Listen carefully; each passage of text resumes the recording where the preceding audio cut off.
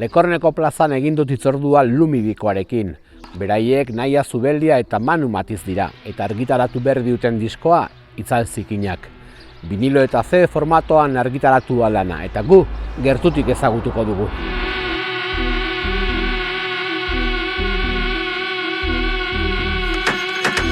Erabakia hartu nuen, nola jokatu, nola irten.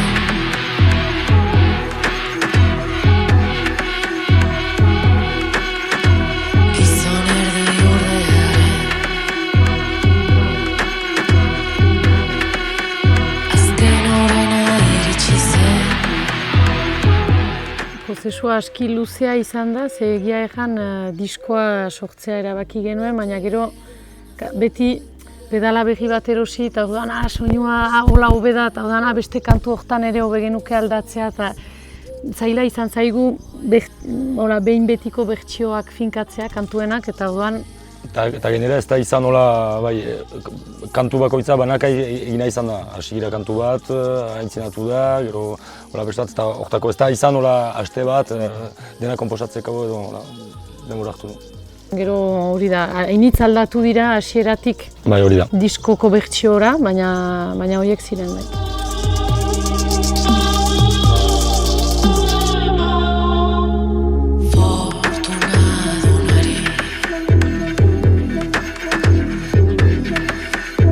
Disko berrian atmosferak eta egiturak landu dituzte nagusiki.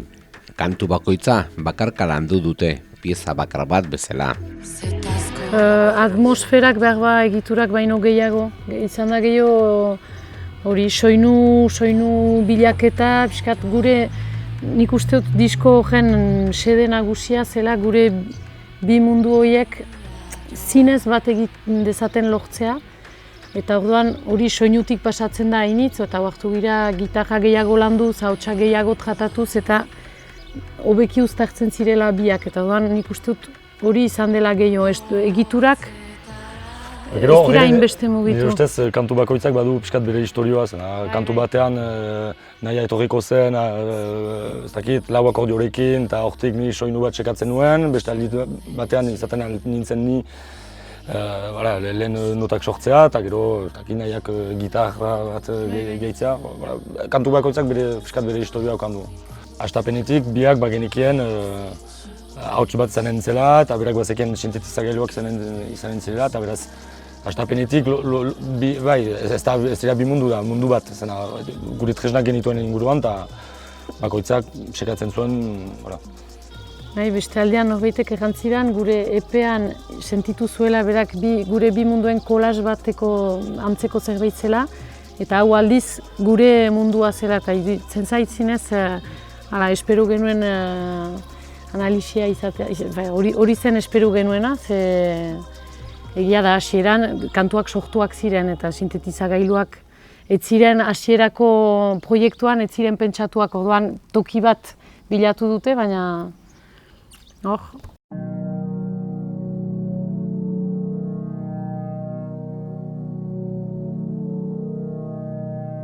Mattheuk metal munduan abiatu zuen bere musika bidea, denboraren poderioz elektronikara hurbiltzeko. Bere zeregina bikoan, makinen langintzan datza. Hastapenean metala entzuten nuen batez ere, eta gero pixkanaka hip-hop pixkat, eta askifite musika elektronikoan melori naiz. Nire artista maiteenak izaten aldira Aphex Twin batez ere, edo James Holden, baina ere Radiohead edo holako ere, ez dut bakarrik musika elektronikoa entzuten. Eta gero, nik taldean egiten dudana da, batez ere teksturak sekatu, parte behar pixkat teknikoagoaz okupatu. Eta baina berritzak egiten dut, ere Naia askoz okupatu dela nik egiten nuen lanean, eta nire bere gitarra soinuan eta esaldietan, eta ere asko inplikatu naiz beraz. Nik itzultzen dituen botoinak, baina batzutan berak esaten zuen botoin hori itzuli behar zela.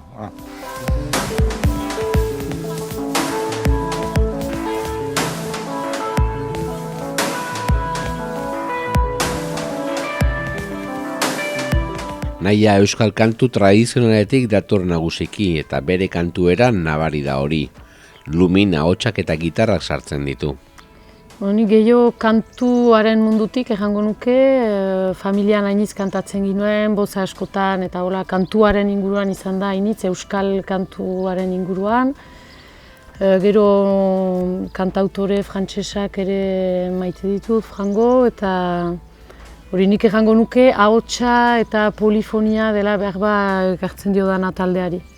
Elgarrekin jotzen hasi ginelarik, folk gitarrarekin jotzen nuen. Eta efekturik gabe. Eta efekturik gabe. Eta orduan, noski, nahastea zailagoa zen, orduan, deskubritu nuen gitarra elektrikoa, baina beste kasik izan da niretzat beste instrumentu bat jotzen ikastea bezala, ze ez da bate berdin jotzen, efektuek hainitzek hartzen dute, askoz nota gutxiago jo behar dira ez gauza bera lortzeko, baina funtzionatzen duen zerbait lortzeko. Baina hor ere uste dut gitarra lantzen dut, erraten halko nuke gitarra lantzeu dela behar beste ahots bat izango balitz bezala ere, melodiaren aldetik hainitz.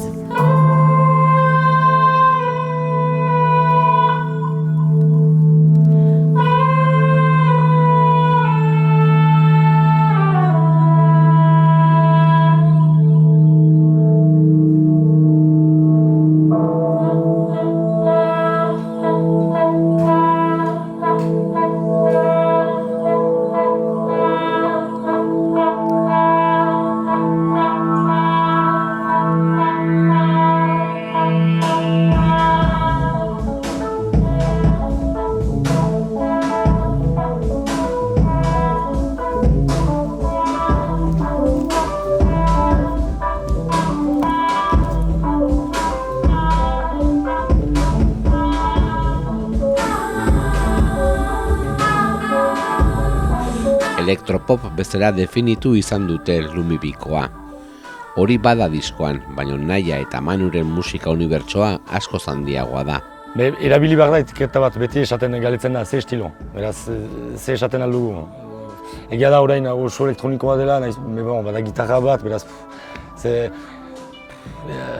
kategoria horiek dira kazetarientzat behar bada, hola pixkat taldeak egiteko, baina nire ustez talde bakoitzak ez du musika egiten pentsatuz, guk ez dugu pentsatzen pop elektroniko egiten dugula, gure instrumentuekin ari gira eta ateratzen dena ateratzen da, eta hori da egiten dugunetik hurbilen iduritu zaigun etiketa, baina pixka da eliminazioz edo oberik atseman ezean. Ez dugu hori pentsatzen konposatzen dugunean.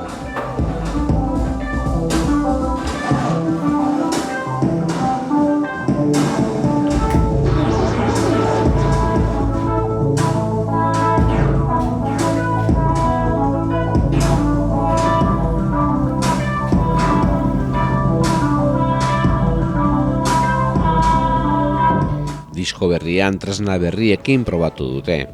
Mundu tradizionalak eta elektronikoak bat egiten dute lan honetan, orain arteko grabaketa landuena burutuz. Lehen aipatzen ginuena, kantu bakoitzarentzat bide bat izan da eta kantu bakoitzarentzat tresna berriak ikastea erabili dugu. Beraz hori da, kantu bakoitzarentzat denbora ukan dugu, ustuki geruze horiek garatzeko eta emaitza da aski desberdinak direla justuki ez delako bat ere bide berdina izan kantu bakoitzarentzat. Eta gero egia da ere, lehen aipatu dugun horren aritik, mundu hori lortzeko manera izan da, behintzat ahotsa gehiago tratatzea, eta nunbait da ahotsa kasik elektronizatzea eta soinu elektronikoetan sekatzea pixkat testura organikoak edo pixkat despistatzeko, entzulea, zer den makina, zer den organikoa, zer den humanoa, hori izan da pixkat helburua baina bidea, oarkabean egin dugun bidea. Baditugu oraindik noski hobetzeko pista hainitz baina behintzat gurea den soinu hori iruditzen zait zerbait atseman dugula.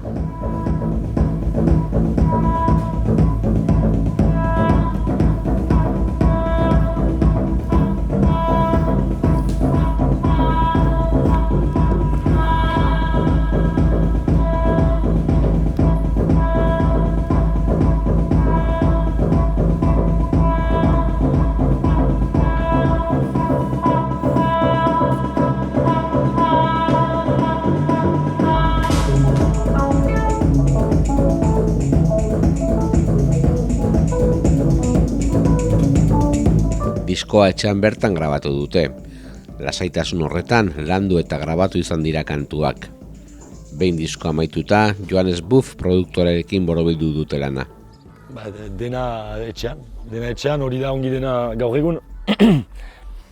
Oso kalitate ona ateratzen dugu eta batez ere desberdintasuna estudioarekin.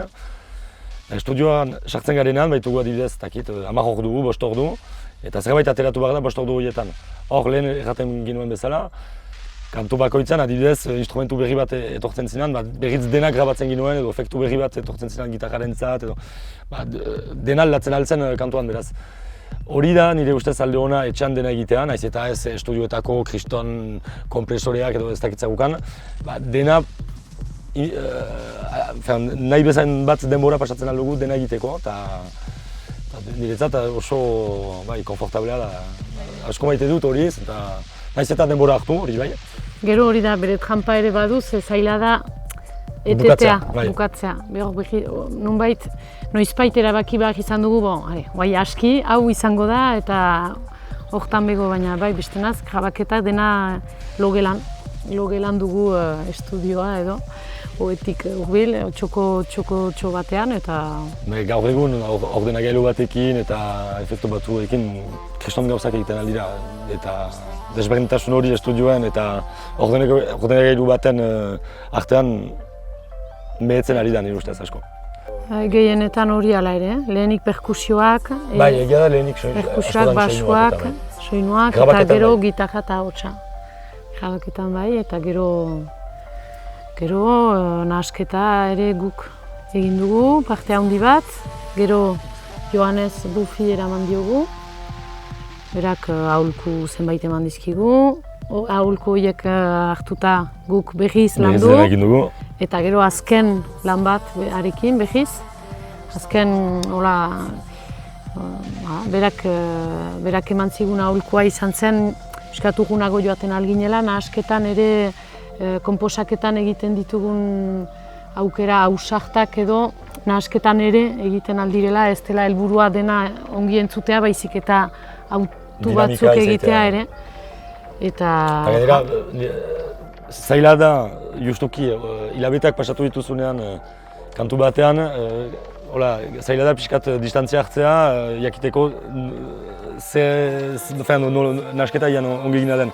Beraz hor, oso fina da teknikariz bezala, baina berak badu distantzia bat eta beretzat argi zen zer egin behar zen eta proposatu dituen gauza guztientzat antxur ados ginen, beraz. Bai, kanpoko belarriaren eskertzen da. Beste entzuteko sistema bat, beste belarriak, beste burumin bat asko aldatzen du. Bai, eta gelditu eta batzutan gibelera egin ere, batzutan gauzak azkenean gehitu ditugu gauzak eta momentu baten buruan hasi gira gauzak kentzen ere, pixkat arnas gehiago ematen eta egia gibelera ere egin dugula. Idazketa prozesuan izaten den bezala maiz ere azkenean idatzi eta gero hitzak kendu, pixkat txukundu eta...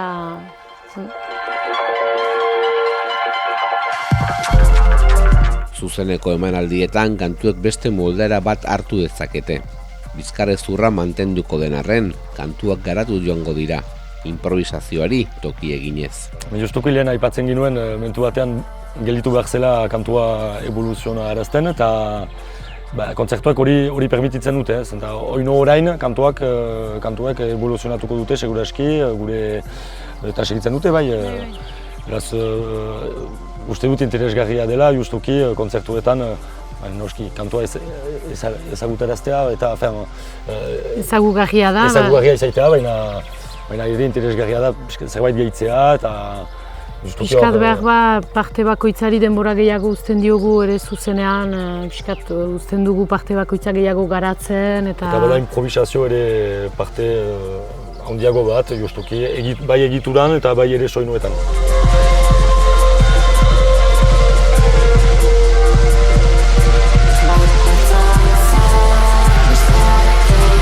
Etxeko lanak eginda, zuzenen aritzea du asmoa bikoak. eta bide batez disko berriko zirriborroetan pixkanaka murgiltzea.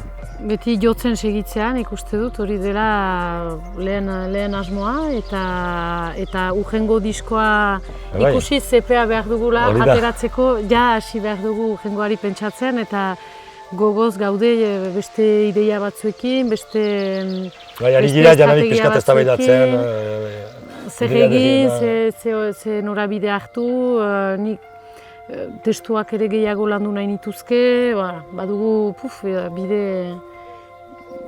bide luzea oino aintzinean, baginuke egiteko, eta hala izango da egian. Kantuz ari naiz baina erranen didazue. Kantuz ari haiz baina zertako ari ote.